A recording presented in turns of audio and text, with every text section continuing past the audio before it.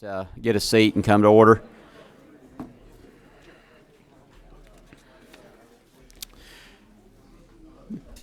There's going to be a sign-up sheet. I believe Zanita's going to put it on the front. If you would, if you're here to speak on a piece of legislation, sign up for us. Let us know what you're speaking on. Zanita, where is that sign-up sheet? Okay. I think she's passing that around.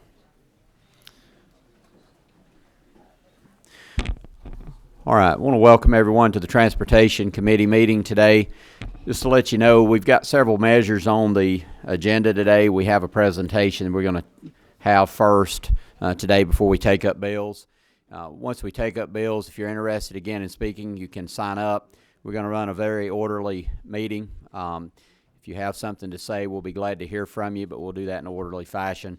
Before we get started, we're going to ask Chairman Tom McCall to say a quick prayer for us. Tom, are you 15? Yes, sir. Okay. Thank you, Mr. Chairman. Let's pray.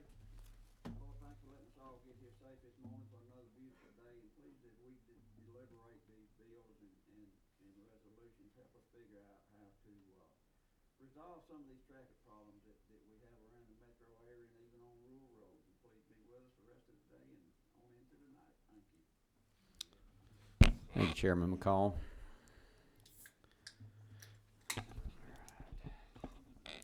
All right, the first thing we have up is a presentation. I think y'all are getting it set up now. Give us just a moment, we'll have it ready.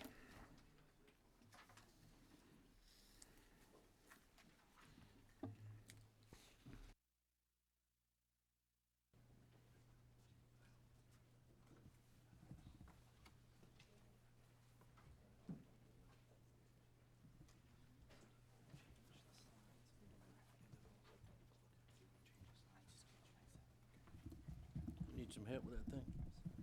Maybe.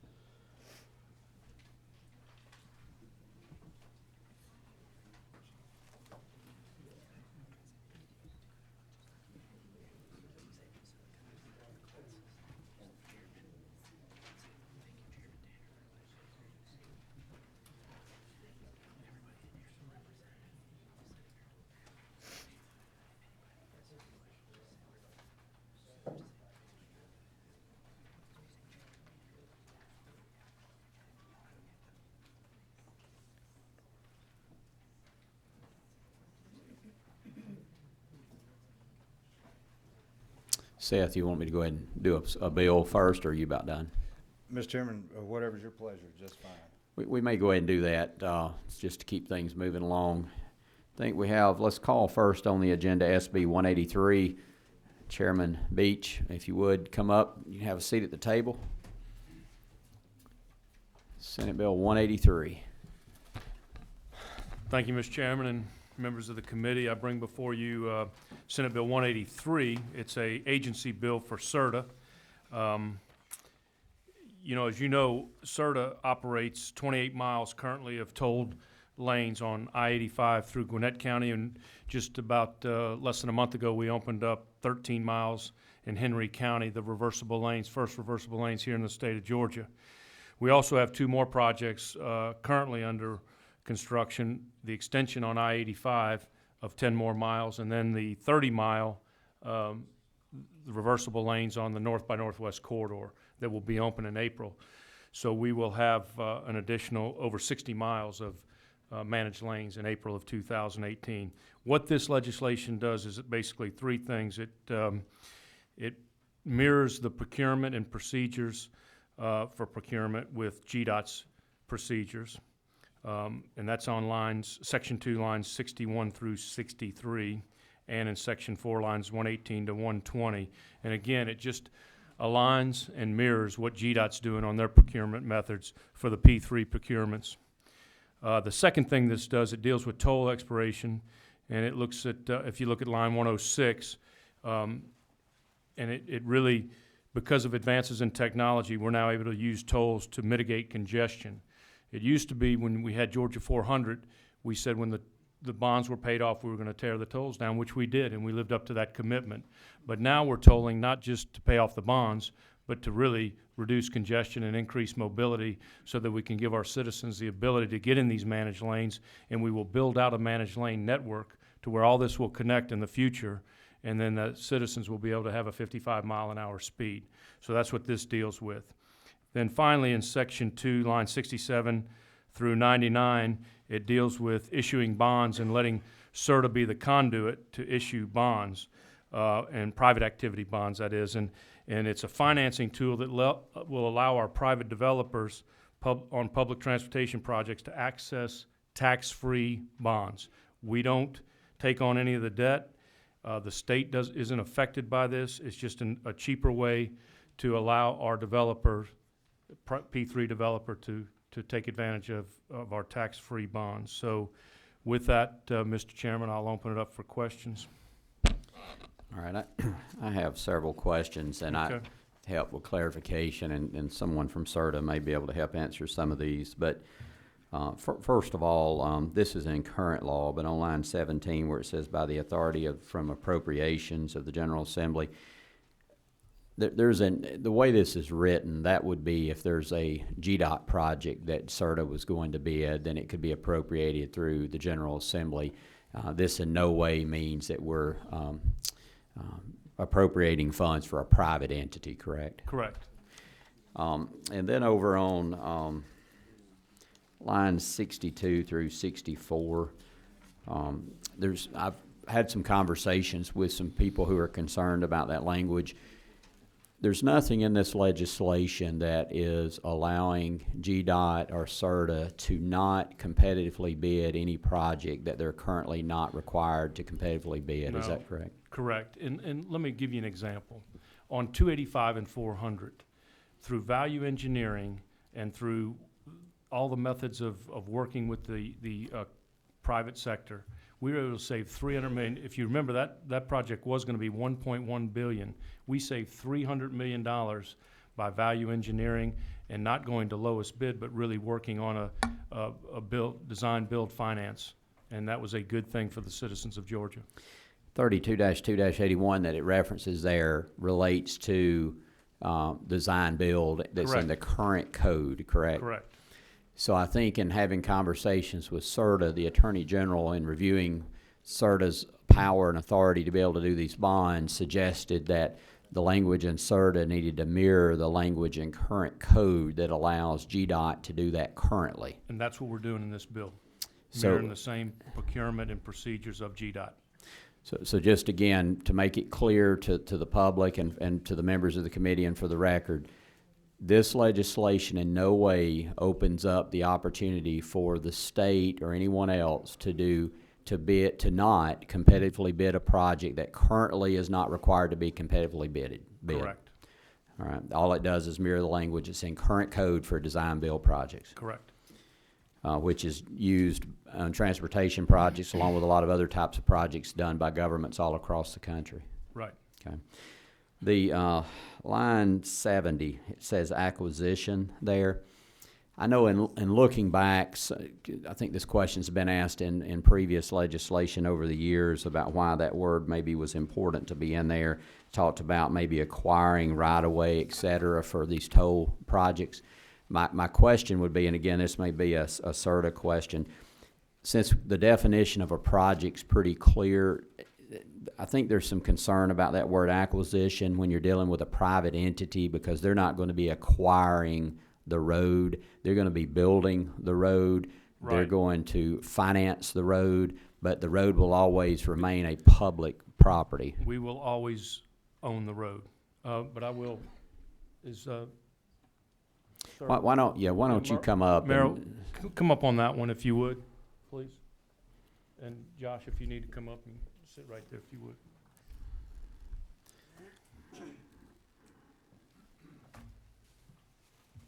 I think he's talking about right here on line 60. Right there. Correct. So- Can you- Hello, Mr. Chairman. My name is Merrill Mandus. I'm General Counsel for the State Road and Tollway Authority. Acquisition there, sometimes GDOT will delegate acquisition of right-of-way to the developer. And so that is the reason for that there. Okay. Council, just a question, our council. Looking at the definition of the project that's in code, have you got any thoughts on that? I know there's some concern that we want to be clear that these projects remain state controlled, that we're not allowing private entities to own public roads. Any clarification you can give us on that? Well, I could read out the definition's pretty long, I think I could. Of a project? I've got it, I can read it.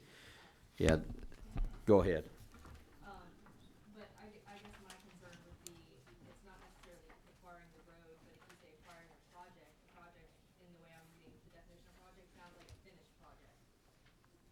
And maybe council can Okay. clarify that, but for, Since today's a hearing only, why don't we do this? Why don't, on this section, why don't we work to try to make sure we're clear on what we're talking about? Because I think Okay. the intent you have is the same thing that we understand it to mean, but we want to make sure it's very clear in this in this law. Yeah, that's not a problem. Okay. The project will always be state-owned. And then going on down line 76 through 83, one of the other things that I think we may be able to do, and we looked at this in some other legislation we've worked on, dealing with a qualifier that the project is for a public purpose and making it clear that that the private entity will stand good for the debt. So, and let me just kind of walk through my understanding for the committee of how these projects would work, and you tell me if I'm correct. If the Georgia Department of Transportation and CERTA decided that they were going to do an express lane, a managed lane on one of our public roads, and they decided that they were going to use a P3, a public-private partnership, to do that project, then they would go out and they could do an RFQ type process, request for qualifications, review people, companies, and they would choose who they were going to use for that design build. They then would have that company then would go out and acquire their own financing for that project. Currently, like the 285 and 400 intersection, they had to go to Wisconsin to get that financing because Georgia doesn't have a mechanism for that. Correct. So this would allow them to do that in-state, but they would be responsible. The bonding agent, the bonding arm, the investor would base their decision whether or not to bond and provide funding for that project would be based on that company's financial statement, their balance sheet, Absolutely. not on the state's. Correct. So the state would not stand good in any way for that loan, Yes, these are all non-recourse right? to the state. And it specifically states that in the legislation and would be on any bonds that would be issued. I think there's, again, a way that we could get to a point where it would be a little further clarification and make it plain in the legislation that these have to be initiated by a public entity like GDOT or Gwinnett County or another public entity, that it would be a P3 type project and that private entity would be solely responsible for that debt. There's no recourse back to the state or to the authority, so that if the company went bankrupt, for instance, whoever was the holder of that bond, that debt, could not then come back to the state and own 285 and 400. All the recourse goes back to the private entity only. So I think there's a way we can clear that up a little better. We'll work with our council and you and Chairman to do that. And then over in lines 100 through 110, again, I think this goes back to that same clarification that we talked about, but we'll work through that also. And then over on lines 135 through 138, dealing with notwithstanding provision of this article, to the contrary, if the repayment of the finance is not the primary purpose, that there doesn't have to necessarily be an expiration date. That's we've got 109 to 111 I'm sorry. online. I'm sorry. Yes, I've got some notes on mine that's been Okay. typed in. It's section 3. Yeah, section 3, 109 through 111, lines 109, 111 is, I That's think, what right. you're speaking towards. That's correct. And you are right on that, that it's not just for the exclusive purpose of retiring the debt, it's for the managed lane system. Would CERTA have any issue if we made it clear that, and we'll have to work on this language as well, but I think one of the concerns generally in the public, and I know I've heard this from some members of the committee, around not tolling existing capacity. If we're going to have toll roads in the state or toll lanes, managed lanes, that we want to make sure that's new capacity. So if we build express lanes up Georgia 400 and they're tolled, and the purpose of those lanes are to the purpose of the toll may be initially to pay for the cost, but it may also be the fact that we want to continue to toll those because they serve the purpose of allowing express buses and people who are willing to pay a little bit of a price to be able to get to Atlanta in a timely manner, but making it clear in the legislation that this was for new capacity only. Would that be an issue? No, sir. No, Okay. that's, Um, no, that's fine. And then one other question, Chairman, let's say that it is, and I'm just using this as an example, but if it's Georgia 400 and we're doing express lanes up 400, and it's a 20-year project, and the state collects tolls to pay that fee for 20 years, but we're not going to have an expiration date. Once that money is no longer utilized for the toll or to pay for the road, then in Georgia law, is that money dedicated to transportation? Well, it's dedicated toward transportation, and right now, it's dedicated to that corridor. It was at one time. Now, I don't know if it still would be, Yeah, but go ahead.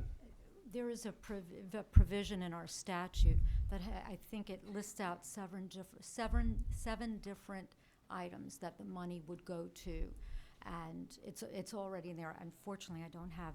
But the we'll get that number. for you, but it Okay. will stay in transportation. Yes, it absolutely stays Okay. in transportation and is typically used for the cost to maintain the road. And let me ask this question. So if it's a P3 project and the state signs a contract with the private entity to pay them X amount over a period of time,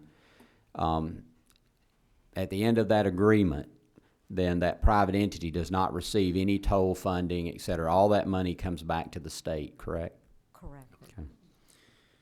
And then also I noticed that there is a provision in that the House, this committee and your committee, Chairman Beach, and the Senate would receive a report so we'd be able to keep up with the funding that's coming in and going out. Yes, that was an amendment that was brought on the floor of the Senate. Okay. All right, those are my questions. Again, I It's, think. it go was ahead. on, it says the authority shall submit an annual report to the House Committee on Transportation, the Senate Transportation Committee, detailing the amount of funds collected pursuant to subsection B of this code section, and how much funds have been used or disposed of by the authority. Okay. I think the intent of, your intent, Chairman Beach, and the intent of CERTA is the same as my understanding, but I do think there may be a way to clarify some of these points in a way that makes me feel a little more comfortable, and probably the committee and maybe some of the general public also. So we'll work on that. I think we have a question, number 23. Thank you very much, Mr. Chairman. Following up on your question about acquisition, if one of these P3 projects acquires property and then for whatever reasons they don't use it, then does it get offered back to the original owner, or what happens in that case? I'm gonna let, Well, that's exactly what happens at GDOT right now. Josh, you want- That's what you do now, right, yes, as we experience. yeah, first right of refusal. So we're not changing that. Josh, come up to the microphone since we're being recorded. The only standard, the only change that was made to that is if, after 30 years, if the state's owned something, the requirement to do the look back is waived. But if property's acquired for a project and then Doesn't get it's used. immediately turned around, it would be, if it's surplus back, it would be first right of refusal to the previous owner, successor in title. But that's only for 30 years. For yes, but the state would not hold property it's not using for 30 years. Josh, before you leave there, let me follow up on what the representative just asked. So if GDOT has the private entity acquiring right-of-way for a project, then they're acquiring it on behalf of the state. As soon as that's acquired, that becomes an asset of GDOT, correct? Correct. Not of that private entity. Correct. So you basically, in those circumstances, what the department does is it designates to the private entity the requirement to go out and negotiate sale of property. That you don't delegate, condemnation is never delegated to any entity but the state. So it's only a condition of, the state may choose to do acquisition for some properties, and then may put the onus on the contractor for purposes of schedule and time that they have to acquire other properties. Okay, thank you. Representative Jones? Thank you. And thank you, Mr. Chair, Chairman Beach, for you and staff being open to the questions that we have and getting language that we feel comfortable with. Going back to line 107, where it says, except as provided in subsection of this code section, every toll established under this article shall expire after a specific period of time, unless extended beyond said time approved by the state road and toll authority. So, example, if there's a set time, and you all would determine that the time, the window, the time, and if it has to go beyond that, you're saying that all of that, or the decision be made solely by the state road and toll authority, and you don't have to come back to the General Assembly to get an extension on a major project. That is correct. Okay. And the other thing too, But when, I would just say that, I mean, we don't make that decision without discussing it with GDOT, since we work together and the need, so, I mean, it's just not a decision we make on our own. okay, so you work with GDOT on making that decision? Yes. Okay. And to the good senator, when you mentioned that, let's say we bill a toll and the funds to pay for it has been paid off, like what happened to Georgia 400, we paid it off, but the money was still being used or put somewhere. I think you indicated that the money will stay on transportation projects. Correct. So will it stay on all transportation or any transportation project, or will it stay on transportation funding for that particular corridor? Well, if you remember when we talked about Georgia 400, the governor did do executive order to make sure that money stayed in the 400 corridor. But there are seven, I believe, you said seven, I think 7 different areas that now that money can be spent, but they are all transportation related. And it's all statutory within our code. So I will get you that. I don't have it in my. Yeah, I would book, like to but have that. We'll get you the 7 areas that it can be spent, but it is all transportation. So if we were told that it was to build, if we were to start with a toll on, let's say 85, and the money's been allocated, it was to build, design, finance for this particular road, and the toll is built, 30 years go by, it's paid off, monies are still coming in, the money can go from a project that was on 85 now to a project down in Valdosta, as long as it's on it's transportation, and not specifically for that corridor any longer. Correct. I see you kind of looking. We're gonna get you those Okay. 7 things. Okay, because I'm thinking about geographic spending. Right. You know. But what you're talking about is a system-based approach to tolling versus project-based. And right now we don't have system-based. That's okay. The senator said he's going to get the I'll list. get you That's the fine. information, That's fine. Representative. That's fine. But the purpose is, we're building a managed lane system that's all gonna coordinate. It's kinda hard to look at it now, but the miles that are being built on the North by Northwest corridor, then we'll do the top end of 285, managed lanes on 400, and then what we've done down in Henry County. It's all gonna one day connect, and you're gonna be able to get in a toll lane and get from point A to point B in the metro region fairly quickly. And I see where you're going. You see what we're saying? But it could be very well where this money was allocated initially for a toll, and the money now could be spent on a transportation project in a different location, a different part of the state. It may not be a toll, but just may be some maintenance of a road. Yes. So that money can go anywhere. So when does it sunset, where there's no more money? Well, it just continues, although it was originally for the toll, now the toll is paid off, that money continues to come in from that toll. After we pay the debt off, money is still coming in. Now that money, when is the cutoff period for that? Because it's been paid off, and it can just go infinitum, I imagine. If the toll is being used to manage congestion, then the toll does continue, right? Because that's the purpose of the toll, to manage the congestion in a lane. Sure, I understand that. I can understand if maintenance funds are going to that corridor, that Right. toll.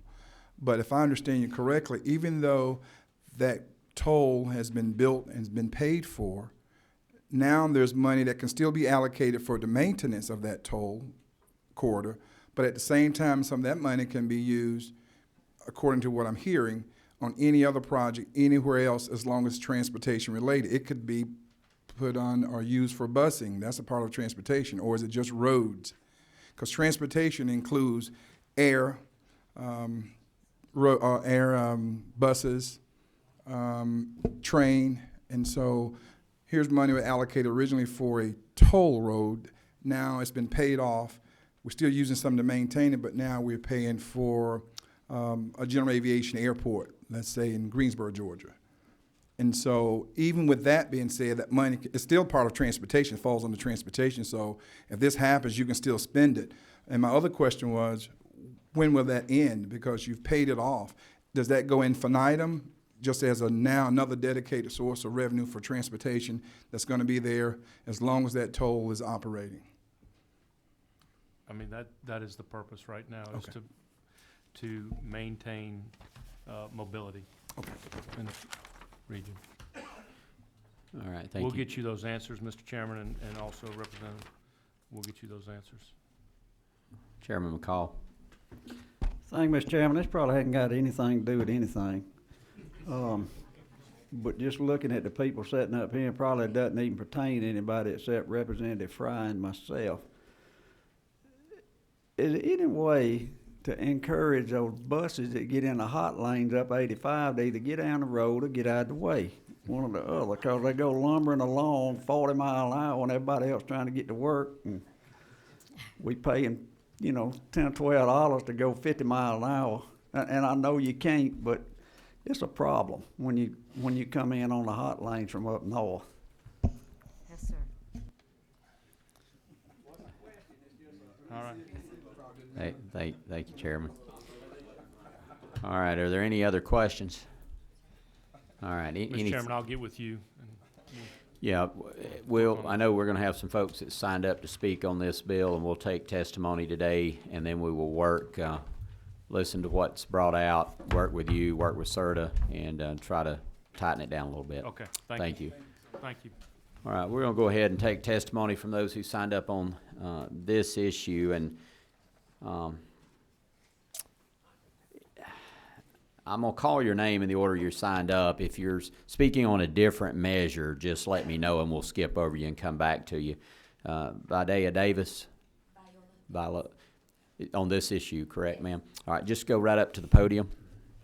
Just state your name for us and go ahead.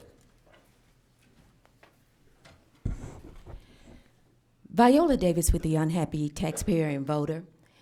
I dropped everything I had scheduled today to be here because I received an alert from our coalition. And you have to understand, first, our mission as unhappy taxpayers voters. Very simple. And that is that the taxpayers and voters are the employers because it is our vote that hire and fire you. It is our tax money that pay and also provide for the budget. I'm here because we are tired of all this debt. You have a law here right now in which you're getting ready to give new powers and new debt or debt service where they can increase the amount of debt they have to CERTA. Now, I live in DeKalb County. Now, we already have to pay into a number of alphabet soup.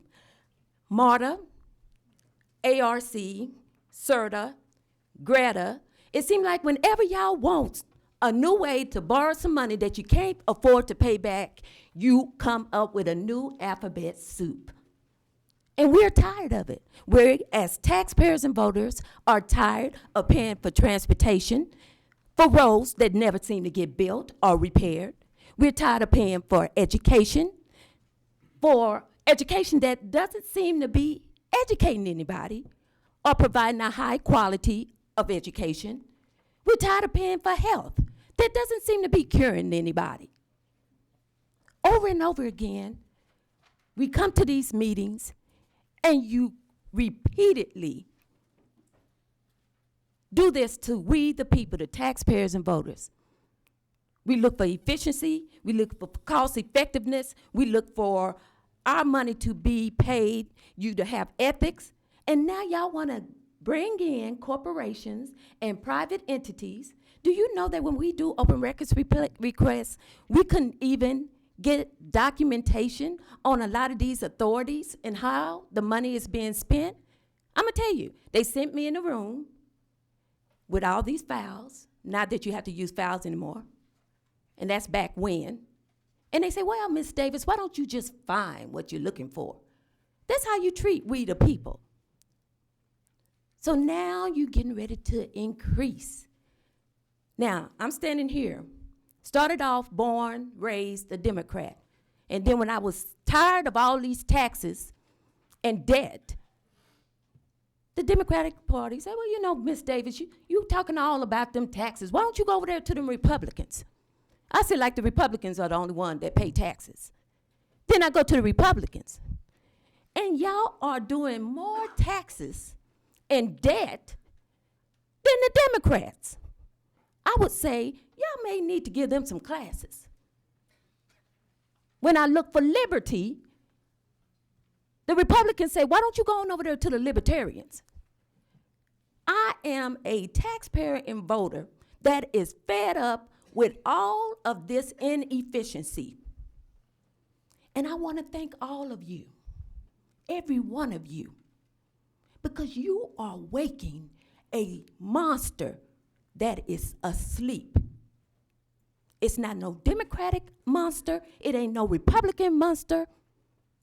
It is an everyday taxpayer and voter, a conscientious taxpayer and voter that is tired of all this debt.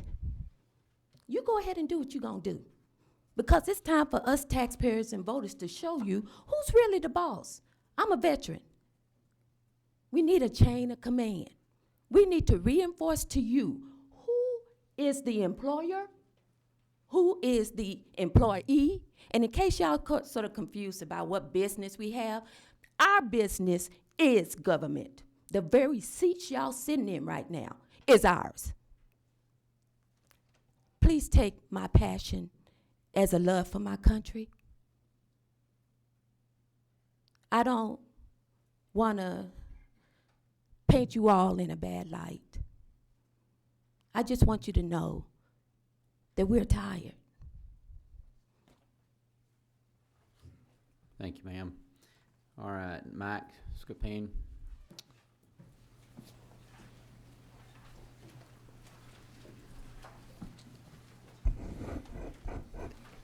I don't really like following her. Wow. But she's making some excellent points. We just had a presidential election in this nation. And some of you may not have picked up on it, but the Republicans didn't win.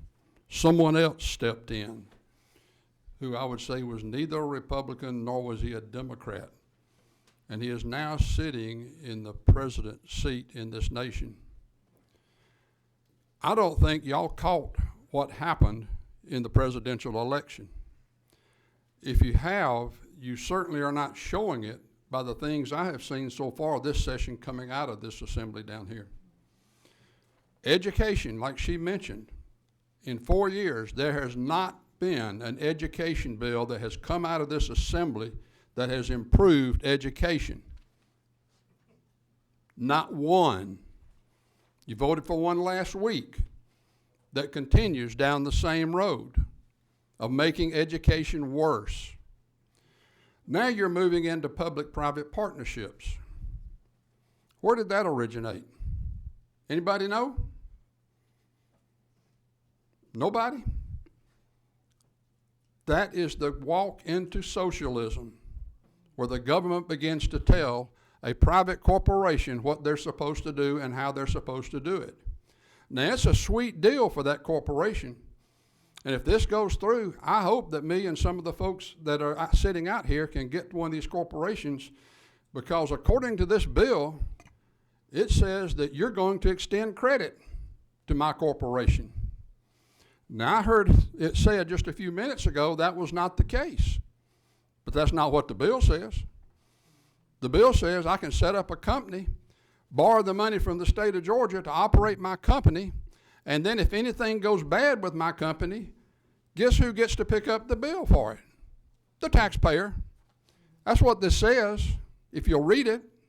I don't care what the intent is, because I don't think we heard what the intent is. I believe the intent here is for people that have been faithful to certain people in government to be able to set up a gravy train where they make money for years after they finish a project. That's what this is about. There are much, much better ways to go about this than what this bill says. And anybody that thinks that public-private partnerships are the way to go should not be sitting in state government. Period. I hope you guys have read this bill.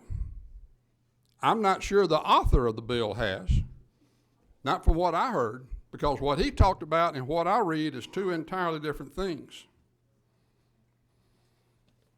In lines 86 through 90, as I read it, it allows companies to forfeit, and then the state picks up the tab. Now, if I'm wrong, somebody correct me, but that's what I see.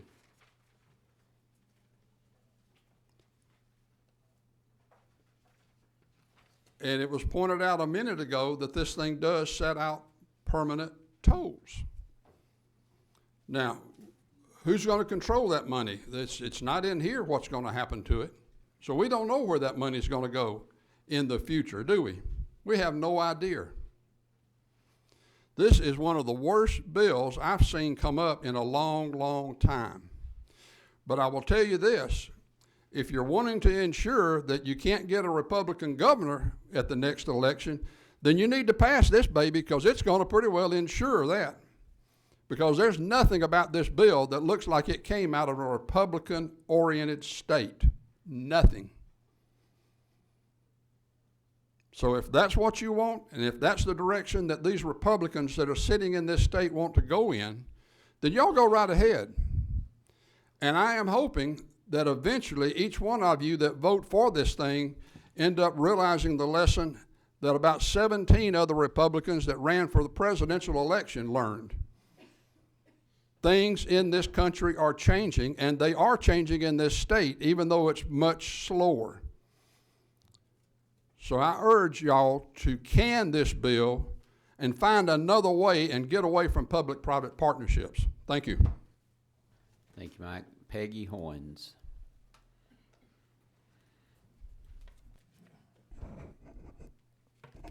I can't see y'all. Thank you, Mr. Chairman. I am opposed to this bill. I didn't find out about it until late last night. In my opinion, the states do not own these roads. The people own the roads. And I think that's very important. It scares me to death, some of what is in this bill. It's a pitiful business deal, and I think in high school business 101, the fact you would be funding corporations with taxpayer money wouldn't fly by. You'd get an F if you wrote that on your paper. The other thing is you're enhancing regionalism. Regionalism is in the Agenda 21 book by the United Nations, and I will be glad to send you condensed information. I own the Agenda 21 book. I don't have it today. It was packed. I couldn't get it in time here. But we're losing our rights. You're going to take roads like this and then have permanent tolls and et cetera. Eventually, with government power, the way it encroaches, we're going to land up losing our rights gradually, and not tomorrow and not next year. But please get in touch with me and let me send you the info about Agenda 21 and Agenda 30. There's 2 of them, all United Nations. And the other part about it is public-private partnership. That is in the Agenda 21 book. And I will be glad to send this to you. And please, I pray you all think deep. Thank you, Ms. Peggy. Garland? Thank you, Mr. Chairman. I want to hone in on the actual bill itself. I'm the founder of Voter GA. I led the Free Georgia 400 project that resulted in the removal of the Georgia 400 toll.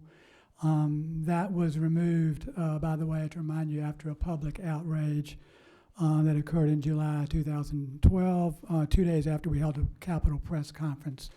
Governor Deal announced the removal of that toll, and it occurred in 2013, and that was after Sonny Perdue had extended the toll in violation of Atlanta City Ordinance, because the toll was actually, the road construction costs have already been recovered. This bill has 4 sections, and 3 of them appeared to be flawed from the perspective of a citizen. I don't clearly see what the senator says he has testified here today. Let me just quickly go through very fast with you. Section 4 makes exemptions to the competitive bid process, as you know. That doesn't sound like any kind of a good idea to me for these toll road and these private partnerships. I didn't hear a justification for that today exactly, but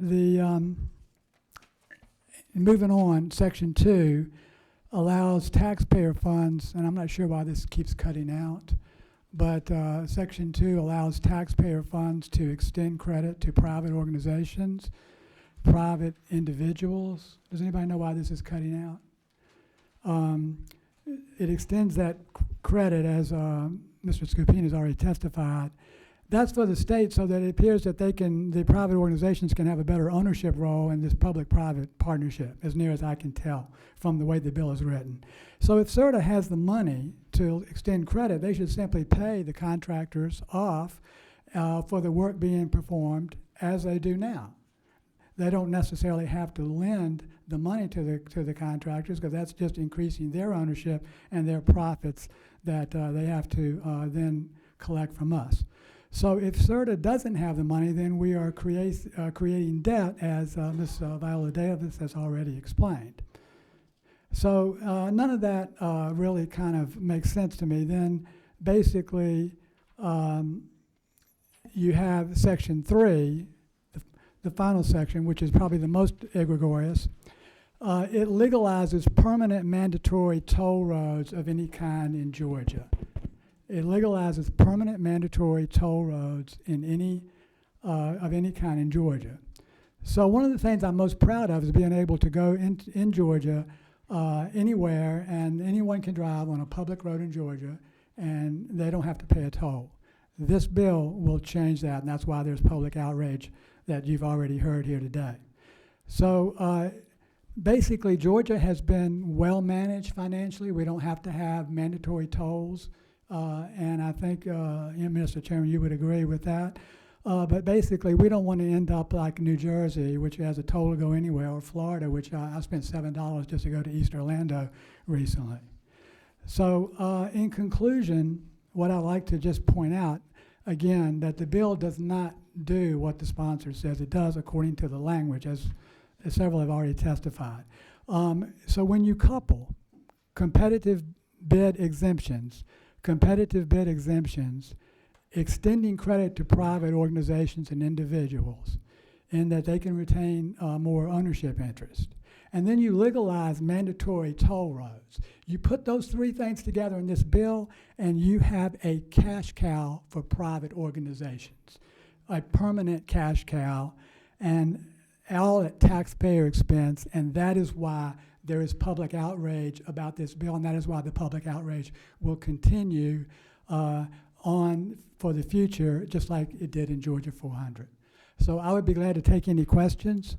Thank you, Mr. Chairman, and thank you for the questions as well earlier. And if anybody has any questions, I'd be glad to try to answer them. All right, thank you. I don't see any questions, but thank you for your comments. Mike Bagger, did I say that right? So, okay, and same thing for Mr. Herring, Senate Bill 6? No, okay. I see it now that you actually wrote it beside your name, so thank you. Yes, sir, go ahead. Thank you, Mr. Chairman, members of the committee. I'm Neil Herring for the Georgia chapter of the Sierra Club. I have been following this bill since it's introduced and followed the debate in the Senate committee and on the Senate floor. And the chairman's questions to the authority earlier were excellent. Most of the issues that I had identified he covered. The only a couple that he touched on, but I'd like to point out on line 17, received by the authority from appropriations, the language added, the underlying language is all private entities. Ordinarily, private entities don't appropriate. They may purchase or acquire or disburse funds for some purpose, but appropriation is not a verb you associate with the private sector. And this is in the definition of self-liquidating. So it just looked like clumsy drafting from the outset, and that's why I started reading the bill more closely. Now, the other provision that the chairman didn't mention that I'd like to point out is lines 98 through 100. It's in a section that allows the authority to create nonprofit subsidiaries, and it says that the subsidiaries or the authority is not liable for the debt of the subsidiaries unless it wants to be liable for that debt. This looks like an opportunity for mischief if the subsidiary goes into business with a P3 partner and then the subsidiary fails, then the private partner seems to have a cause of action against the subsidiary unless the authority secures its debt. It's just mischievous, and I think that the rewording that the chairman is talking about is probably going to address that set of problems. That's just part of all the problems. Finally, well, two other ones. One came up I hadn't even thought about. The dedication of the money. The Constitution says the only money that's dedicated is money that's dedicated by the Constitution, which is motor fuel taxes, and there's some smaller dedications in there, but I don't see how any statute can dedicate any of these funds to anything but the general fund, frankly. I mean, that's just, I thought that was established constitutional law in the state. So these 7 categories, I mean, they're in a statute, but we have a lot of statutes that dedicate money, but we know very well the Appropriations Committee can take that money and do what it wishes with it. So I think that pursuing that subject matter is probably not helpful. Finally, the permanent toll and the disposition of those toll funds, that disturbed me, mainly because if you create a revenue stream and you don't have a directed place for it to go, somebody's going to find a place for it. Somebody's going to spend that money. And so I want to offer a suggestion to a way the authority can spend the money that I think might be useful, would be to rebate the toll money back to the people that paid them. If the tolls are for traffic management purposes, these are to send pricing signals to motorists to advise them how to conduct their commute. That incentive is going to exist on a daily basis. But if they got the money back, I think the program would be a lot more popular. It would also address the equity issue that constantly comes up with this. Poor people can't afford to pay as much as wealthier people. But poor people could afford to pay if the money were rebated after they had paid off the project. And so I think that it would actually make the program more popular, and you might get more toll lanes as a result of it, and it would disburse the funds in a very useful way in the pockets of consumers. So that concludes my remarks, but thank you for all the chairman's attention has been excellent. I really appreciate this hearing. Thank you very much. Thank you. All right, that's the only individuals we have that have, the only individuals that have signed up on this legislation. Is there anyone else that's in the audience that wishes to be heard on this legislation? If you would just give us your name and go ahead. My name's Jack Staver, and I just had a question for what Senator Beach said. He talked about the 285-400 project, that it's under budget and everything. They haven't built the thing yet. I've been in construction, big construction, for over 45 years, and you ain't done until you're done. So to say we're gonna be under budget and this thing's, we're going ahead, it's not. So everybody needs to understand that. It's our money, and if we got a good bid on the thing, that's fantastic, which is what you do. You competitively bid it and you get a good price on it. But to say that we're saving money already, they haven't even built the thing yet. It's not done. I did a job at CDC for 10 years, and we started out at one price. When we got done, it was up here because everything kept changing. So that's construction, and most people know that, and I just want to bring that up to people. It isn't as cut and dried as he seemed to make it sound. You know, it looks all good. It's all rainbows and unicorns. It's not like that, folks. So thank you. Thank you. All right. Any discussion by the committee members? Again, just so you'll know our posture on this bill, this is a hearing only. We wanted to be able to take testimony from individuals who came today to be heard so the members could hear their concerns. I wanted to listen to the presentation by the chairman and by CERTA. And then we want to be able to try to work on this and see where we go from here with maybe some changes that tighten down some of the concerns that we've heard today and make it more clear what the intent of this legislation is. All right. If not, we'll move on to our next bill, and we have, I believe, our wonderful majority leader, from the Senate on Senate Bill 6, Senator Gooch.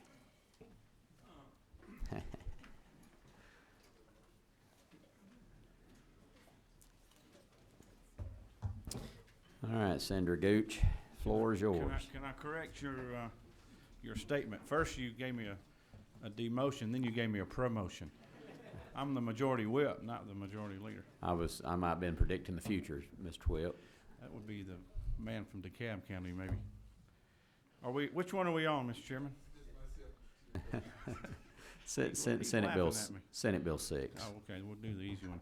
You know, I think we should not take any more days off because everything falls apart and we're gone from this place for 2 days.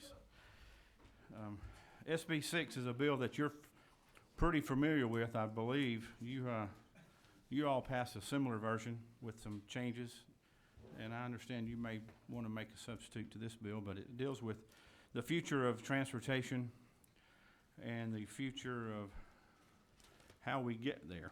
And all the work that's been done here the last few years with House Bill 170 and the Investment Act for transportation has done wonderful things. But we're not quite there yet. As y'all know, the projections for population growth in Georgia are expected to increase another 2.5 million people just in Atlanta over the next 23 years.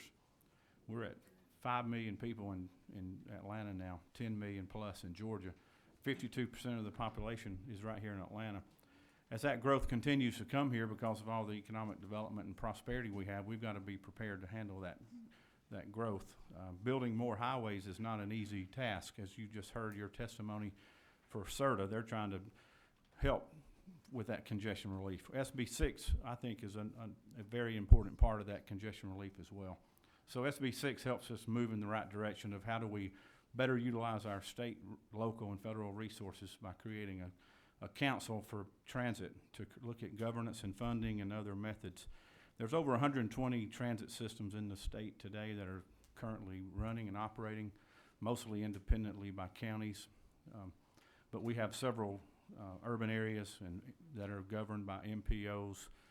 And so there's an opportunity for us to not only work and look for those efficiencies here in Atlanta, but also around Georgia, areas like Savannah, Columbus, Macon, Athens, everywhere that has an MPO. So SB 6 creates this council similar to your bill. It sets out membership for that council. It gives them basically the basic mission statement for that council and asks them to come back to the General Assembly by the end of next year with 3 models. And I call it the high, medium, low models of how we could use regional governance and how do we also fund that regional governance for transit in the future. We also put some money into our Senate budget that you'll be seeing next week. The Senate worked on its budget that y'all passed this week, and that should come out of the Senate next, maybe Wednesday. We should approve it Monday in committee. in that budget, you will find $1 million that is appropriated for private procurement. And this procurement service will be an outside firm that is knowledgeable and experienced in transit systems around the country. We want this council to hire the best that this money can buy to help us guide us in creating this model legislation that we'll be able to utilize when we move forward with this transit governance model. So the $1 million may not be enough. If it's not, then we can come back in the amended budget in January and backfill that, whatever that dollar amount is in those bids. The DOT will be the administrator of those programs. They'll put out the RFQ with CERTA, and we'll take the proposals and then score those proposals and then select the best, basically the best proposal that's given. That's pretty much all that's in the bill, Mr. Chairman. I'm happy to stop and take questions at this time.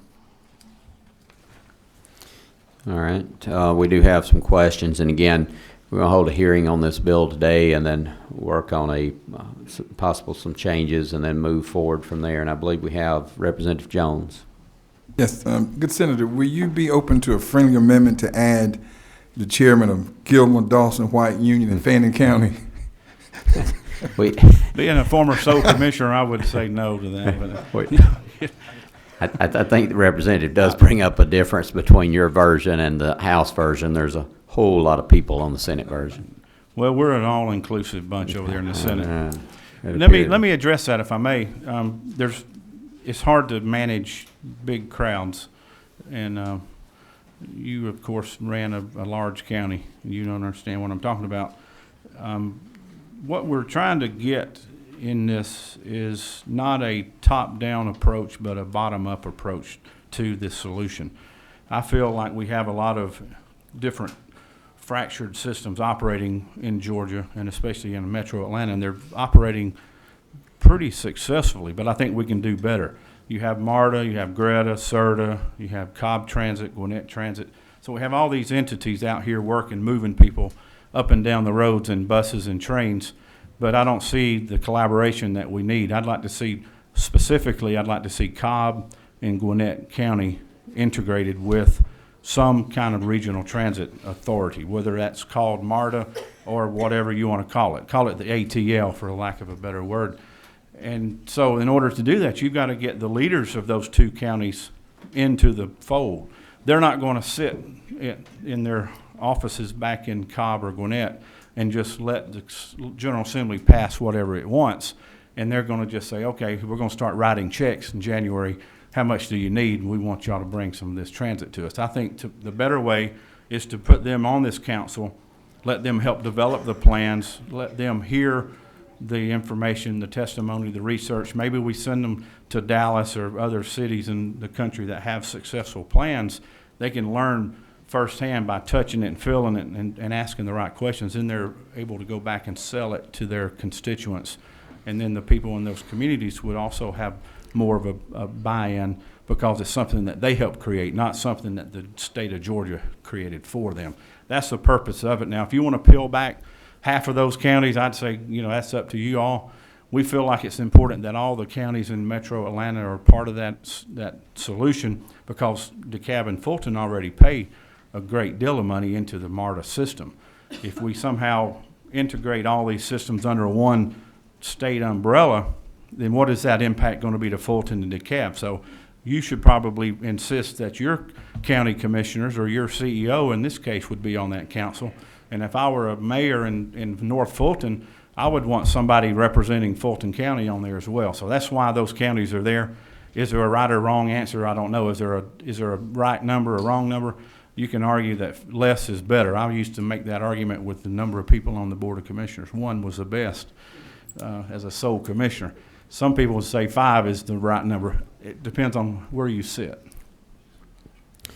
All right, thank you. Chairman Shaw, is that you? Number 22. Right here, Mr. Chairman. Okay, go ahead. Hey, Mr. Chairman. Senator Gooch, appreciate your words. I do have a couple questions. First one, the involvement of Cobb and Gwinnett specifically, as a representative of Cobb, appreciate the sentiment of wanting to include Cobb County in discussions, but I think what's being contemplated here is not including Cobb County only in discussions, but including Cobb County in funding mechanisms and putting money into things out of which Cobb County would have to get this and secure the support of other counties other than Cobb to make happen. If everything that's contemplated here contemplates Cobb County having sole authority over things that Cobb County citizens pay for, coordination is a great thing. Coordination across county lines is a great thing. But what you've described to us is bringing Cobb and Gwinnett into a system that once we're in, we've got to secure not just support of our own citizens within Cobb County, we've got to secure the support of other counties outside of us to do things that happen within our borders. And that's a fundamental concern, because Cobb County, it's not clear that Cobb has to be part of something where they yield control to entities and decision makers and elected officials outside the county to be able to make things happen for their own county. There's ways, isn't it true, to be able to work together with their surrounding counties, that Cobb can opt in a cooperative agreement to work together without putting itself into a regional decision-making pool to be able to execute projects in Cobb County or that affect Cobb County. Isn't that true? Have you looked at lines 143 through 147 in my bill that passed the Senate? It says, nothing in this article shall authorize the establishment of any authority, entity, or agency which will mandate participation by a municipality or county, nor financially obligate a municipality or county to contribute to transit services without prior approval from such municipality or county by referendum. Yep. There's your protections. The people will have the final say in whatever happens with this commission. This commission can do nothing except one thing, and that is to bring back to this General Assembly basically a set of reports, model legislation, recommendations, structure, whatever you want to describe it as. Nothing can be mandated by this commission. Only the people in this building and the building across the street can do that.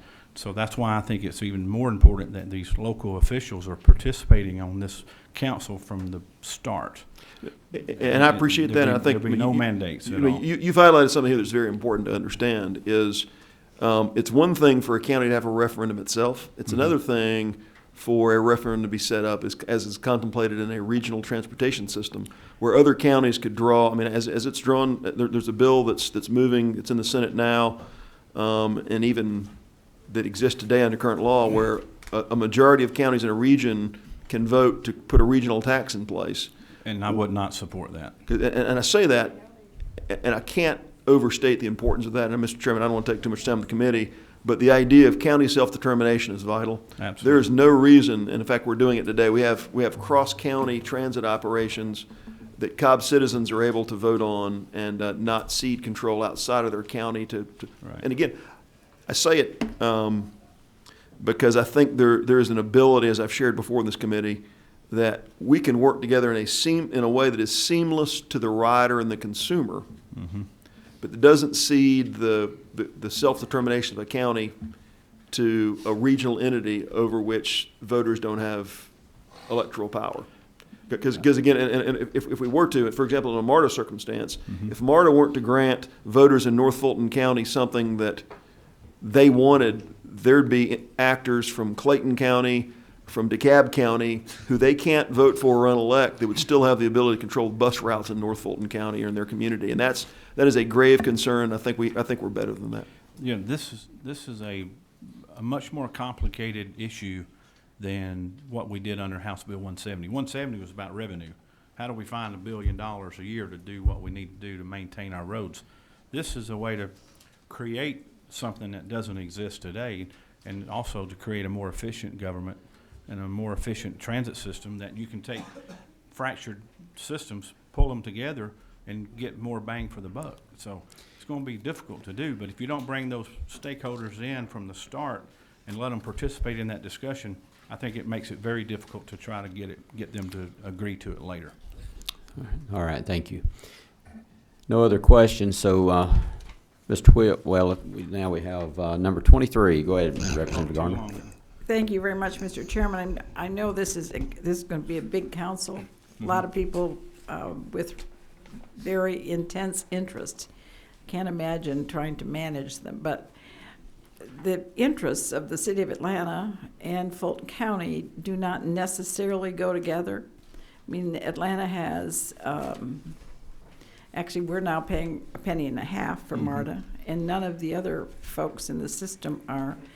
So I just would like you to consider that the interest of Fulton County and the city of Atlanta, we hope will be hand in hand, but there are some differences of opinion, and I just would like you to think about that. This is a very important issue, and I think the reason there's so many people on it is because they all want to participate in it because they see an opportunity to Huge give more opportunity. services to their constituents. So, Right. City of Atlanta's already approached us. They'd like to be on this list. Okay. And others. So at this point, this bill is in your hands. Now, you said 23 people is hard to manage. How many members do you have on your committee today? Almost the same number. He's doing a pretty good job of handling you all, so I have confidence So in the far. chairman. We're about to move on too. See, there he's handling me now. And one of the things, just again, we'll work this legislation out because this is very important. I know both to the Senate and the House, and we just have a little bit different mindset maybe from the House that we can have the same level of involvement, the same level of participation, the same level of input by having all these individuals involved and others, but not necessarily to serve on the commission itself. But we'll work through that as we move forward, and we'll have a piece of legislation by the time we gavel out on day 40. I'm confident that we'll address this issue.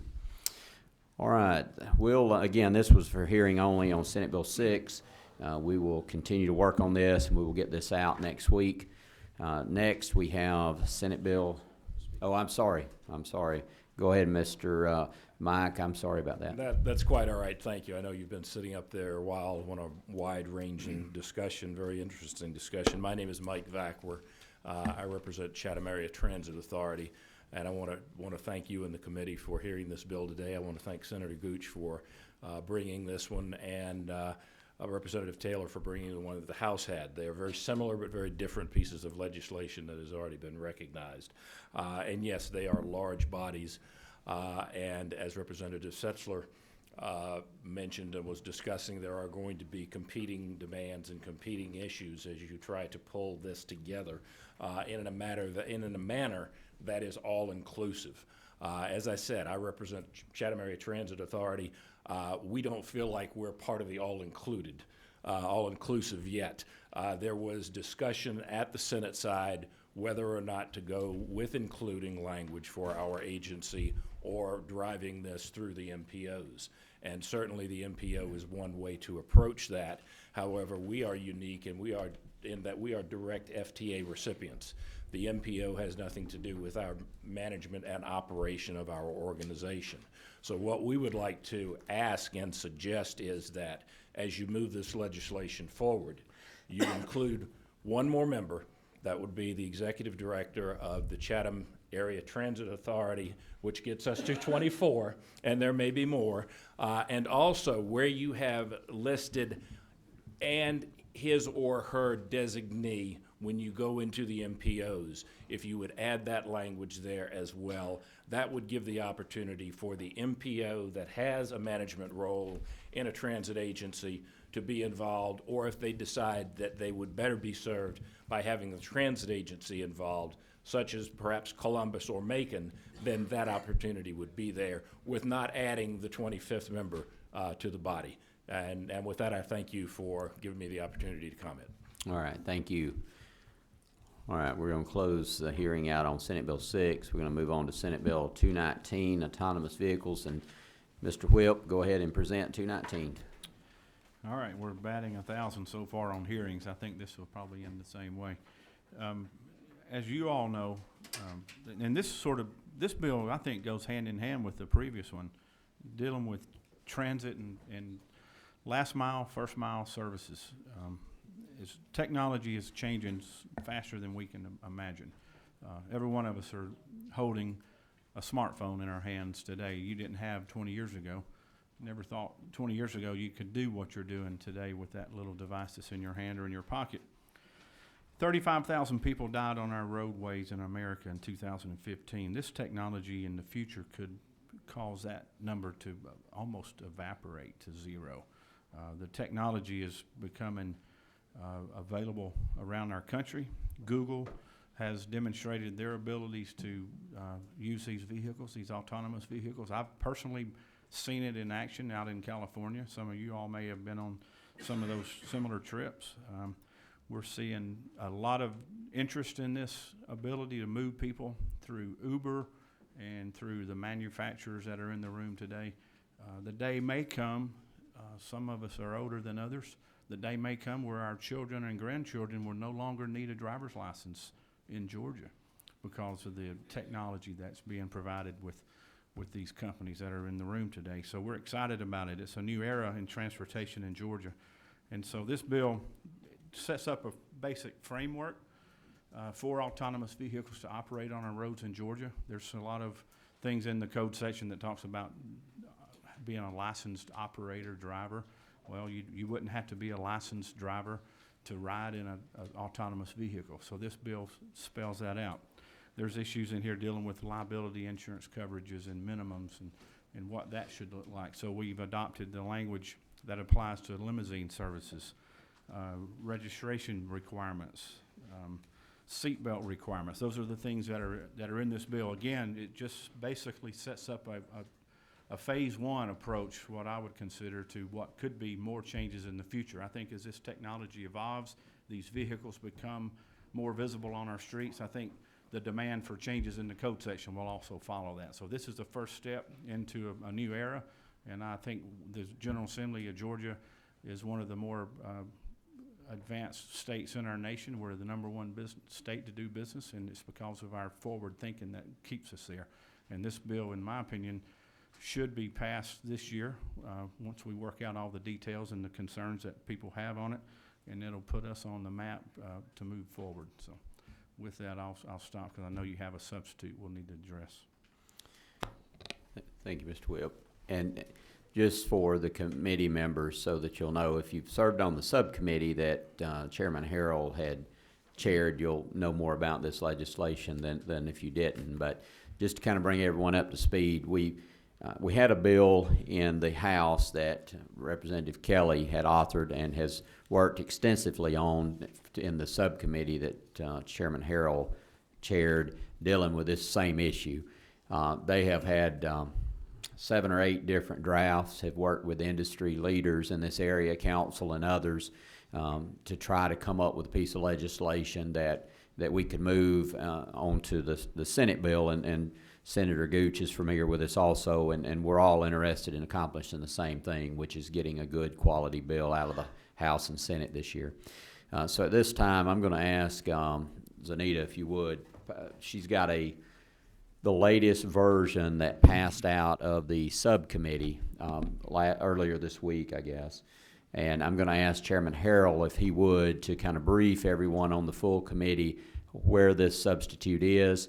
And then we will also hold a hearing on this bill. We're going to talk through a couple of outstanding issues that council may have, and then we'll give some direction on how we're going to handle that, and then we'll move forward. So at this time, Chairman Harrell. Thank you, Mr. Chairman. At the outset, for the benefit of the full committee, let me tell you how much work and effort that Representative Trey Kelly has put into House Bill 248. Chairman Setzler, Representative Hansen, a number of others have met with us on a couple of working groups. We've had, as Chairman Tanner said, 6 or 8 different modifications and versions of this measure, all seeking the same goal, and that is to first provide for safety on the streets and roadways of our state for the citizens of Georgia, but then secondarily to respond to the changing technology in a manner that allows all those firms with interest in this growing technology to participate. be it a traditional automobile manufacturer or be it one of the new technology firms, and to do so in a manner that does not stifle innovation and creativity, that will respond to the growing needs of Georgians. And again, with keeping in mind always, though, our ultimate goal, maintaining a safe space for citizens, both travelers and others throughout the state of Georgia on our roads and streets. So what you have before you today is a substitute to the House Bill 248. And what the version just passed out is LC 391664 ERS. This is the version that passed unanimously out of the subcommittee. And I think he maybe still here, but Representative Fry was participated in that discussion and debate as well. And one of the things that we were most gratified at the end of the day doing this work on autonomous vehicles in Georgia is that after 7 or 8 versions and a number of working committees, the version that passed out, 1664 ERS, passed out unanimously from the committee and with the support of all the various industry interests. So the traditional automobile manufacturers, the technology companies that are interested in adding technology to vehicles, our insurance interests that are concerned about issues such as liability and safety on our streets and responding to accident scenes and how is that data collected, as well as the trial lawyers and those in our legal profession that are always focused on should there be a situation on our roadways, how you best protect and advocate for Georgians that may be harmed in some future incident. So again, tremendous amount of work from all those industry people that participated in the work session. I'm so impressed with, again, Representative Kelly and Representative Setzler that really led the hard work and the preparation of the bill. And so that is the substitute before you. It's an emerging technology, so again, members of the full committee, I just want you to have the confidence, and there's certainly you may have a number of questions, and we'll certainly be glad to do our best to answer them. But I want the members of the full committee that did not participate on that subcommittee and that working group to know that the members that did put in many, many hours and to craft a measure, to Senator Gooch's point, that I think in one form or another ought to be offered to our governor for a signature this year to keep Georgia in the forefront of business and welcoming to these emerging technologies. So, Mr. Chairman, with that, that's the overview of the substitute to House Bill 248. Thank you. Representative Kelly, if you don't mind, just come up and join Senator Gooch. We're doing this a little bit different today because, again, we've been working in partnership with Senator Gooch and Senator Kelly's bill, trying to work on both sides of the Capitol and perfect a piece of legislation, because this is a new, interesting, and somewhat difficult issue to address. I will say that the draft you have in front of you today, again, it's my understanding from talking to both industry and from Chairman Harrell, this was something that we've been able to get some agreement on.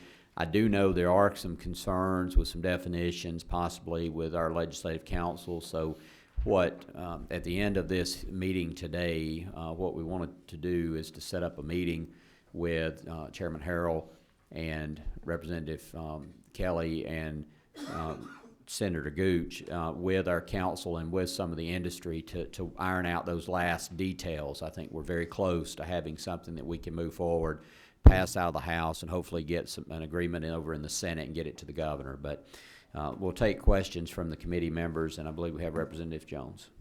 Thank you, Mr. Chair. I wasn't able to participate, or I'm not on the subcommittee, but so I appreciate all the hard work you all have worked on this bill. Certainly the collaboration, nobody was concerned about the pride of authorship. And emerging technology, it is happening. It's happening, and Georgia's going to have to get ahead of the curve. Just a couple of things I do want to ask. One, if this legislation is passed and signed by the governor, what is the effective date that cars can actually go into testing on Georgia's roads? Is there a date set when that can actually take place? I believe we don't put a date in here, so it would just be Upon the like signature? July 1st. Okay. And Do my we put other, upon signature? okay, so upon his signature, it can go into effect. The other thing, Mr. Chair, and I don't know if you all discussed this, obviously there has been a number of concerns related to hacking. Obviously, this is internet related or driven, if you will, and there are a lot of concerns about what you can do with someone's cell phone now, your TV at home, your smart TV. Here's another case where we're talking about something that could be vulnerable to hacking. And if that were to occur, obviously, there can be some serious challenges or repercussions behind that. Did y'all have any discussions about that in terms of security concerns? Well, I'll tell you, Representative Jones, I appreciate the question because first and foremost, this is a safety issue. And so 3 years ago, I believe it was, I chaired a study committee focused solely on autonomous vehicles in the House. And we had several meetings and lots of hours of testimony, and Chairman Setzler, who's been just a rock working on this thing the whole time with me. We heard testimony on this, and I know it certainly made an impression on me, but one of the experts in this field, what they told us is that the technology and the anti-hacking provisions that this technology already integrates is actually safer than what guides airplanes when they're in the sky. Now, that scared the daylights out of me about airplanes, but it made me feel pretty good about cars. Sure. And has there been a number, or can someone share any data in terms of how many crashes have occurred to these undriven vehicles, or I should say electronic-driven vehicles? I think some of these industry experts could say, there's been thousands and thousands and thousands of miles with less than a handful of wrecks. I believe there may be one or two have taken place, but it's been, excess of tens of thousands of miles that have been driven by this technology. Okay, thank you. Thank you, Mr. Chair. Thank you, Representative Jones. Chairman Setzler. Nothing, Mr. Chair. I was just going to prepare to speak to a question if Representative Jones had one. So. All right, thank you. All right, Representative Cox, 16, is that you? Thank you, Mr. Chairman. Collectively asking our friend from the Senate and representatives that worked in the subcommittee, I did not, but in the House version on line 67 and the Senate version line 27, where it defines an operator, I'd just be interested in the work of the subcommittee on the choice of the pronoun who. We're defining an operator with these new vehicles as someone who causes the vehicle to move or travel. Would that who include a person at, say, Uber or Google or GM who's operating the vehicle, or would who encompass the entity itself, the provider of the vehicle and the technology that's making the vehicle go? Really a question maybe even for our learned counsel, but just interested on the subcommittee's process on how they arrive at the use of that word in particular, and what we believe, if this bill were to pass in that form using that pronoun, what would that pronoun include? I'll let Representative Kelly answer that, but I do want to say that we've also shared this with the Prosecuting Attorney's Council, and they reviewed it and have given us a little bit of feedback, but one of the things we wanted to be clear is that we were protecting public safety. And if you did have an incident that occurred, there was clear civil liability and criminal liability, just like there is today with someone operating a vehicle. And I think we've been able to make that clear in this legislation. But Representative Kelly. I think our goal here, and maybe we could also get some input, as their view of it from the industry experts. But our real goal was to make sure whoever's responsible for putting this on the roadway, you're going to start looking at situations where this could be used for rideshare applications, or it could also be used. When you talk about autonomous vehicles, I think about multiple articles I've read where it talks about the way ownership of a car is going to change. You're going to have people buying, to have 5 families owning one car together, like a car dominium is what they were calling it. So we're really just talking about the actual whoever is responsible for putting that that own the road and is responsible for the autonomous driving system, the automated driving system as defined up there in line 14. So just to follow up, Mr. Chairman? Yes, go ahead. So the answer to the question or the thought process then is that it could be two different people in one incident. So the who could in fact be, let's say, the taxi company that decided to go this route and have a fleet of these things. But it also could be the software company that is actually, through technology, as it says here, causes the vehicle to move or travel. Is that correct? Because the owner of the vehicle isn't necessarily the one causing it to move or travel. Could be. Go ahead, Chairman Sessler. Thank you. Representative Kelly is spot on, and I guess to draw a finer point on that, the definition person in our existing code, and again, this bill is able to be as short as it is because there's so much in the existing code that supports this, but person as it stands today is either a natural person, meaning a human being, or a company, corporation, partnership, and so forth. So operator means person, which again, individual or partnership, and then drives or an actual physical control of, that's the existing context of operator. And because our tort law ties everything back to the term operator, and that's kind of the coin of the realm with respect to civil responsibility, or who causes a fully autonomous vehicle, that was something that was worked out very carefully because it's the entity that's responsible for the vehicle. It could be a General Motors, for example, that puts this out there under their aegis and their responsibility as a manufacturer. It could be a technology company who buys a vehicle from Ford, puts their control system on it, and puts it out there. It could be a taxi company that buys it or leases it, or you and the individual that has this. But the operator is the person that is responsible for the vehicle. We would think in terms of ownership or a long-term lease that makes it available and furnishes it to go do its thing. That's how this definition's been crafted, so that if it's a taxi company, the taxi company is fully responsible. But it doesn't preclude a technology company or a manufacturer themselves to compete with taxi companies, as it were, and make these things available. So there is one single point.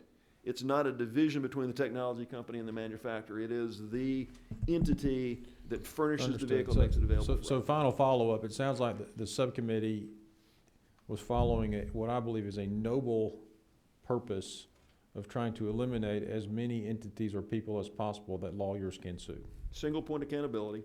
And if that operator then could demonstrate that, hey, it was this narrow piece of technology that was a failure, they could then subsequently bring a case against that provider with whom they had a contractual relationship. But we wanted single point accountability for who's responsible. Thank you.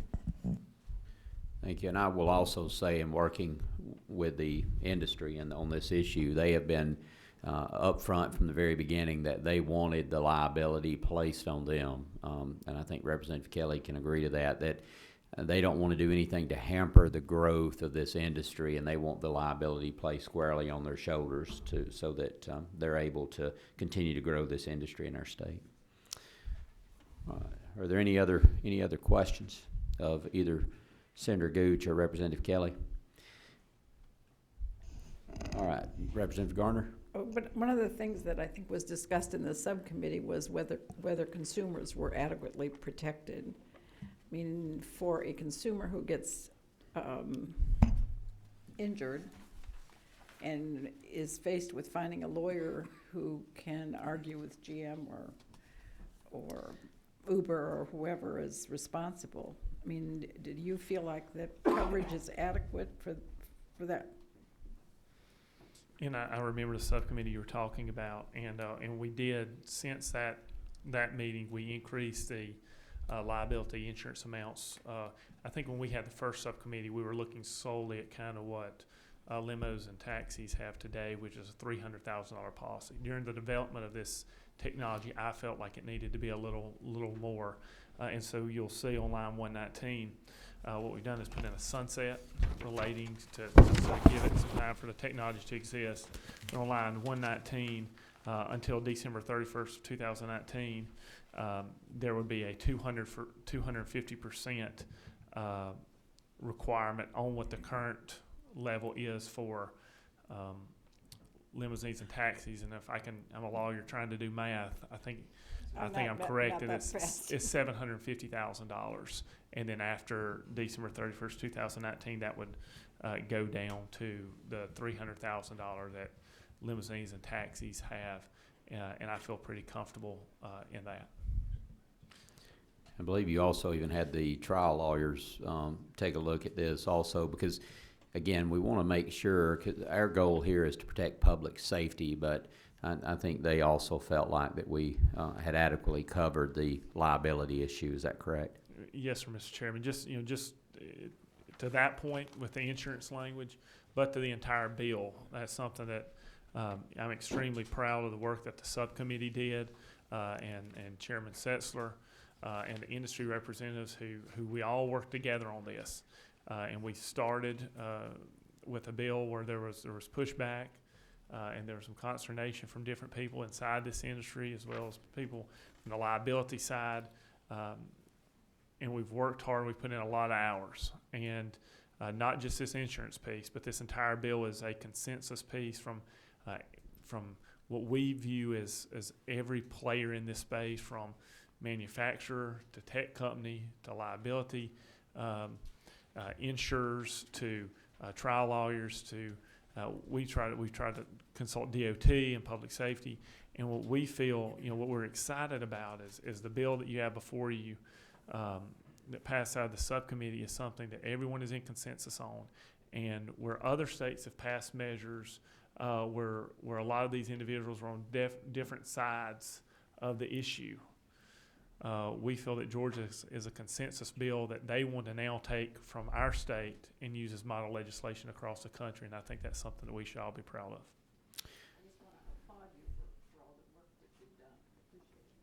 Thank you for your help as well. All right, thank you. Representative Gillard, number 10. Thank you, Mr. Chairman.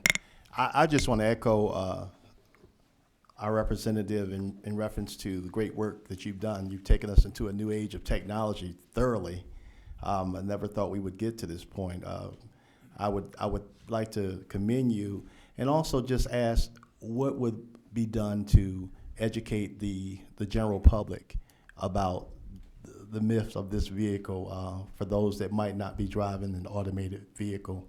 Public service announcements, anything that would educate them. Well, I think, when I first started working on this issue, 4 or 5 years ago, about 5 years ago before I was elected, what really drew me to the issue was the benefit that it could give the public. And I watched a video online. Now it's gone viral, and that's how things do, of a Google presentation where an individual was doing his errands for the day. You see him get in the car, he goes to his dry cleaner, he goes to the fast food, and he does these errands throughout the day. And at the end of the video, you see the man get out of his car, and he has a cane, and that man was legally blind. And that struck home with me. I grew up with a grandmother that was blind her whole life, and I saw her rely on people to get where she needed to be. And so I see there's tremendous opportunities to both save lives in Georgia, but increase mobility for people that suffer with disabilities like my grandmother did, or our senior citizens. And so I hope that as we continue to have this conversation, that people will become more aware of it. I know we have our news crew over here. I hope plenty of people are watching them tonight as maybe they'll highlight some of this, and I hope that it'll continue to just expand. But I view it as a safety feature that's being integrated into cars and automobiles today, like a seatbelt did, or like cruise control. It's going to become more of the norm, and the more people that try it and see it. We know that roads are unsafe today. We heard the Senate whip talk about 35,000 deaths in our country. From last year to this year, deaths on Georgia roads went up 33%, and we have an opportunity to help change that with legislation like this today. And the senator's been great to work with, and I appreciate his leadership over in the Senate to get this bill that we're going to be able to work with over here in the House. And again, just echo the leadership of our chairman here, Chairman Harrell and Chairman Setzler, who all work so heavily driving the subcommittee. So thank you to my seatmate for that question. Well done. All right, thank you. All right, that's all the questions. Senator Gooch, if you're okay with working with Representative Kelly and Chairman Harrell and our league council. We're going to set up a meeting with some of the industry folks and work through a couple of legal questions. I think everyone's intent here is the same. We know where we're going. We just got to make sure that our council and the other folks are on the same page. So we do have a presentation that we were going to do at the beginning. I encourage you to stay around. We will still finish on time because that's the way we run our meetings. So at this time, we're going to call Delati up to do our presentation. Thank you, Mr. Chairman. I know the hour is late, so we'll be brief. Georgia Transportation Alliance has one of the functions we serve is to help educate both the public and elected officials about different issues surrounding transportation. And so without further ado, I'm going to turn it over to Rana Sen, who's a managing director with Deloitte, and he's going to walk through a short presentation with you guys, give you a little bit of context around the autonomous issue and some of the innovations that have been taking place. As you're thinking through these decisions, this will, I think, help clarify some of the questions you may have. So with that, I'll turn it over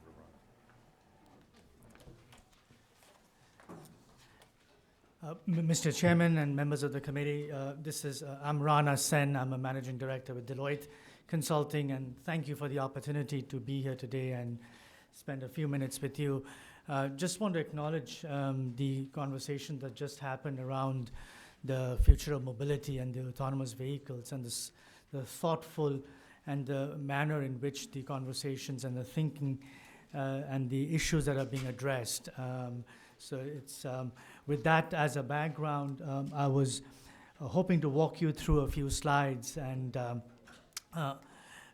present a point of view based on our work with in the industry and also in discussions with multiple agencies across many states and federal government agencies as well. To begin with, we started our journey as a firm about a couple years ago when major changes were beginning to take shape in transportation and the auto industry. And the focus of our work was really to understand the transformation, to understand the disruption that is happening with the technologies and obviously the other safety issues that are at the forefront today.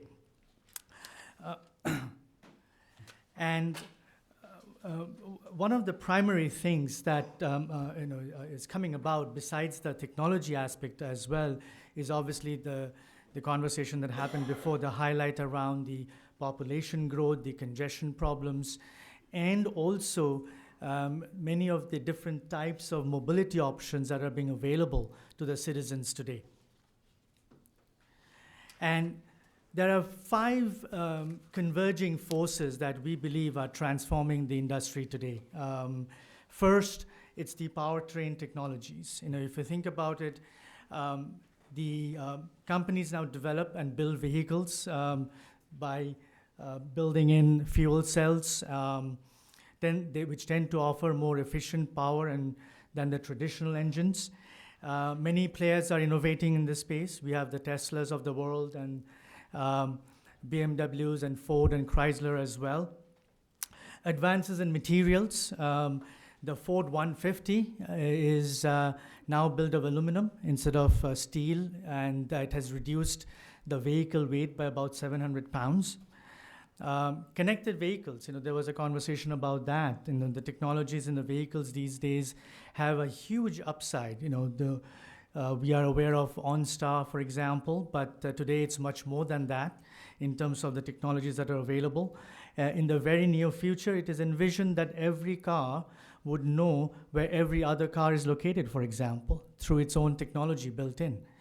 And then the shifts in the mobility preferences. I belong to Generation X, and my cohort, but the millennials, they have a different way of looking at car ownership and different way of looking at transportation, of moving themselves from point A to point B. If you consider Uber as an example in the industry, they offered 140 million rides per year, and about 50,000 drivers get added every week to Uber itself when it comes to these ride sharing and car sharing type of options available. And perhaps the most exciting aspect of all of this is obviously the development of autonomous vehicles. We have many industry players who are in it right now, and once thought of as a science fiction, it probably is more of a question of now when and how rather than the if. So we stepped back and started to think about the magnitude, and to qualify the economy that is affected by this transformation, by this transition. And if you look at it in the United States alone, the extended mobility sector, beyond public sector, including media, retail, insurance, automotive, generated about $2 trillion of annual revenue in 2014, roughly equaling about 12% of the GDP, of the US GDP. And this figure includes only the portion attributable directly tied to mobility. So for example, insurance includes automotive insurance, medical and legal includes only medical care, emergency services, and legal fees that result from auto accidents. But whatever industry a stakeholder is in, there should be discussion and conversations about how the future of mobility ecosystem is affecting transportation as a whole. And we propose that we look at this emergence of new mobility systems, this new ecosystem, this transformation as a glass half full, because it does provide and can provide substantial benefits. There was a lot of discussion around safety. Vehicles would improve their safety features in this. As you are probably aware, over 90% of the accidents today are caused due to human error. And with autonomous vehicles, that goes down substantially. Vehicle ownership will unlikely to be relegated entirely to the past, but would be somewhat decreased. Families might own one vehicle instead of 2 or 3. The public sector and the government agencies will have to adapt its funding and financing and revenue generation model, based on the current focus, if you will, on ownership, to probably have a more of a focus on movement, of moving people from A to B or moving goods from A to B. And then cargo transportation. That's another area which would be incredibly be more safe and efficient. And that probably also would be one of the first test beds of technology in a controlled environment. So for example, Daimler got approval to test their new driverless cargo truck in Nevada this past year as well. To grasp the complexity of this ecosystem, we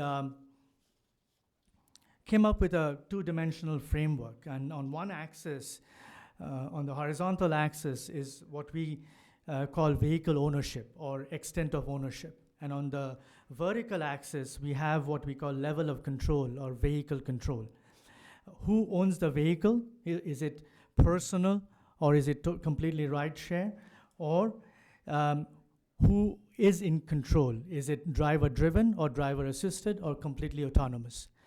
If you look at what it is today, we are in kind of the first state where individuals own and drive their own cars. There are some assisted technologies in the vehicles today as well, and that would continue to mature over time. But the full effects of productive driver time are not realized until all of the vehicles are entirely automated. In a forward-looking second state, think about Uber or Lyft or Zipcar models where mobility is consumed as a service, not as a product, but as a service, where the human is still behind the wheel, but it is a world of car sharing. In a third state, individuals would be owning their cars, but they do like they do today, but are no longer responsible for the task of driving them. So you still own vehicles, but you have completely autonomous modes of driving. And in the fourth state, if you look at the future of mobility, we envision it's going to be both autonomous and ride sharing. And that's when there would be obviously larger economies of scale to be realized also. And just to give you a little bit of approximation and estimates around what we mean in terms of costs, today it's roughly about $1 per mile for vehicle travel. Cost per mile for vehicle travel is about $1, which includes vehicle depreciation, financing, insurance, and fuel costs, as well as some estimation of the value of driver's time. If I look at the second state, which is the shared driver-driven state, it's about 63 cents. If you look at the shared autonomous state, where it's autonomous vehicles in a ride-sharing state, it's about 30 cents per mile. So you can see that there is a lot of economic value to be captured if you can make opportunities to add value. And the market obviously would be rewarding for leading this transformation as well. There are a few factors we believe that will influence the rate at which this new mobility ecosystem will take shape. Obviously, government and regulation play a large role in this regard. It can encourage accelerations and shifts of research, and by encouraging pilots in a controlled environment. It can impact the development of technologies and safety features and research thereof as well. For example, it's my understanding that earlier this year, the National Highway Transportation and Safety Administration told Google that the computer-controlled artificial intelligence software in their driverless cars can be classified as a quote-unquote driver, which is quite different from what California did last year, where they indicated that all driverless cars must still have a human behind the wheel. So there are some schools of thought that are emerging in this domain, given the safety issues, given the technology advancement, and also, frankly speaking, given some of the ethical issues around autonomous vehicles as well. Cybersecurity, hacking, and safety and security against that is a primary and a critical concern that needs to be addressed. Hackers have demonstrated the ability to infiltrate. I think there was a case where a vehicle was hacked into and shown that it can be stopped while in motion. The public also, needs to be is still unsure whether they're willing to trust the machines completely with their lives. Us all, many of us do have the habit of owning cars, which is an adaptation issue that needs to be addressed as well when you look into the future of autonomous vehicles and ride sharing. But technology is progressing rapidly, and while there are hurdles to come, there are enough number of pilots and prototypes today to demonstrate progress, although some of the technologies today still doesn't work, for example, in foggy situations or in inclement weather. So some maturity still needs to happen. A couple of quick thoughts around kind of the disruptive nature of this transformation. And according to, again, some estimates per our calculations, the industries, with most revenue at risk include insurance. There was some conversation around liability insurance, and it would move from a personal liability, for example, to probably more catastrophic systems failure types of insurance concepts. Personal transportation, parking, traditional rental vehicles, taxi, limousine services might be impacted with the emergence of autonomous and ride-sharing technologies. But there would be other industries that would have an upside. The technology industry would have an upside. Telecom would have an upside. For example, I believe last year AT&T had about more than 1 million connectivity vehicles installed, which was more than their smartphone connectivity sales. So there are obviously impact on several industries in different ways, and public sector also is no exception, given the parking fees, given the sales and registration and fuel taxes, and traffic citations, there needs to be thinking around how to complement the diminished returns in terms of those revenues also. Last year, Department of Transportation, U.S. Department of Transportation, issued a grand challenge for smart cities, and 78 cities of medium size responded, and which was quite an enthusiastic response in our view.